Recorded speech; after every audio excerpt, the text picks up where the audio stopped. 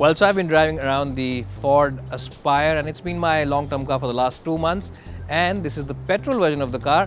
Now, I did request Ford to send me a diesel because I do drive around 70 or 80 kilometers every day, but they insisted that because car buyers have shifted back onto petrol motors and 80% of the market is again on petrol motors, especially in this segment, they insisted that I keep the petrol version and figure out how good it is. And why did I say yes? Well, because this really is a fun car to drive. It comes with a long list of features, a huge boot, as well as very good rear seat space. And I did not want to turn the opportunity down to drive one of the best cars, if not the best car, in the entry mid-size segment. So let's find out what I liked about it and things which Ford can definitely improve.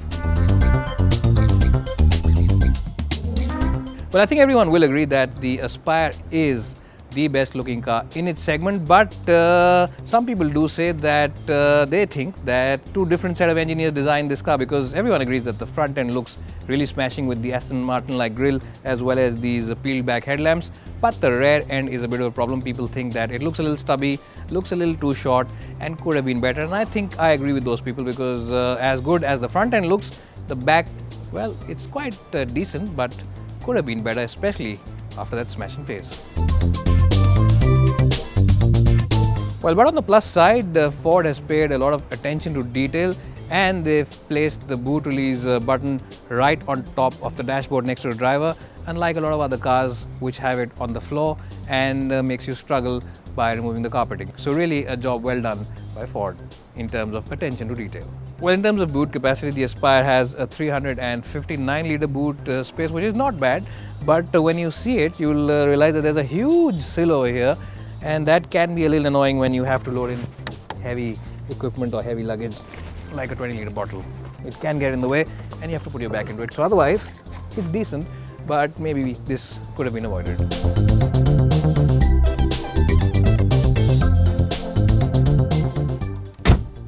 Well, when was the last time you sat inside a mid-size sedan or an entry mid-size sedan and heard that kind of a confidence-inspiring thud from the doors? Well, this car really is very, very solidly built, and that's also another plus point on this car. Well, so does that mean that the Aspire is perfect? Well, to be honest, no car is ever really perfect, and the Aspire also does have a couple of chinks in its armor. The first one is the fact that this center console and the infotainment system is loaded with a plethora of buttons, and these buttons can be a little intimidating to use for first-time users, and it can be a little more intimidating if you are used to a touchscreen system, but that's quite okay, because once you get used to it, it's a good system. The audio system, the stereo inside this car is very good. The speakers have very good quality of sound, and you can really enjoy this car on those long journeys with that stereo. The other downside is the fact that this screen over here is really tiny and it doesn't really display too much in one go, so that's something that maybe Ford should think of improving in the next version of the car. Well, one of the big plus points inside the Aspire is the fact that it's loaded with a lot of features. In fact, this is the only car in the segment which offers you 6 airbags as an option. Yes, that's not a mistake. This car really does come with 6 airbags. So in terms of safety, it is the safest car in this segment. Well, how does the sync system work on this car? Well, it's a very nice system to use. You can also use voice commands to activate a lot of menus over here. Please say a command. Like that. And play USB. And you can, of course, do a lot of stuff. Device name, like phone or USB. Main menu.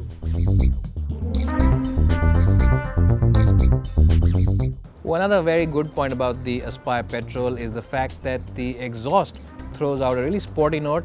Now, I'm not sure if you will get it on your speakers at home, but it really is a very thrummy and a very nice sound, and it really does sound very nice inside the cabin when you are revving it hard on the highway. And I'll just give you a small peek of it now.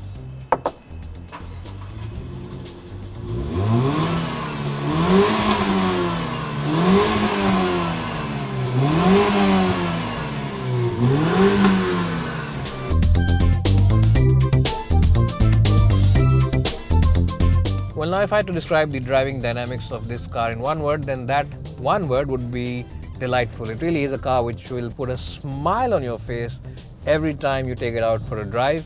And not only is the engine a really nice and sweet unit, but the gearbox as well as the crisp steering wheel also really go a long way in enhancing its driving nature. Why is it such a great car to drive? Well, the gearbox is a really snickety-snick unit. It really is a very slick gearbox. It's a very crisp gearbox and one of the best gearboxes in this segment. And along with that slick gearbox, you also get a very springy clutch and you also get a very communicative steering wheel, which really is very precise. And the best part is the 1.2 litre petrol engine. It is a very sweet motor, and it's a motor which has a very thrummy and a very sporty note at the exhaust. It loves to be revved. It feels like a Japanese engine.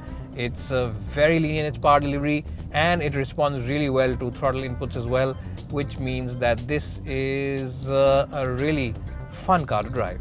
Well, what also adds to the wow factor in the driving dynamics is the fact that the chassis is really very agile, and even though cars in this segment aren't meant for sporty handling, this one can be called a keen driver's car. Well, and if you are someone who enjoys the thrill of driving and doing a lot of quick lane changes, then this is a car which will put a smile on your face, because the steering wheel is really crisp and it really does change directions as quick as a housefly. Yes, this is one of the most sportiest as well as sharpest cars in this segment. So in that sense, the steering wheel on the Aspire is really well weighted. And the other good point is that when you're on the highway, this car does not feel nervous at all. It feels very stable. The steering wheel has a very good sense of reassurance about itself, and the brakes also offer you a good feel, as well as the brake pedal, which offers you very good bite. Well, so even though I haven't been paid by Ford to say it, I will endorse the Ford Figo Aspire Petrol as the best car in this segment for anyone who considers himself a keen driver.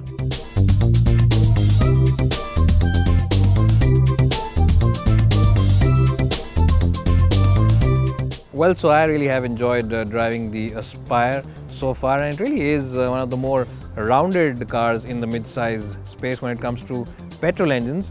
And I have to say that if you're on the market for a mid-size car, an entry-level mid-size car, then you should definitely consider the Aspire. It really will put a smile on your face every time you take it out for a drive. And if you're ever bored at home and don't have anything to do, then you can simply come out to your driveway and have a look at this car, and I'm sure the looks of this car will simply put a smile on your face. And stay tuned to this channel, because we will take this car out for a long drive on the highway, and we will give you a video and tell you how it is on those long highway trips.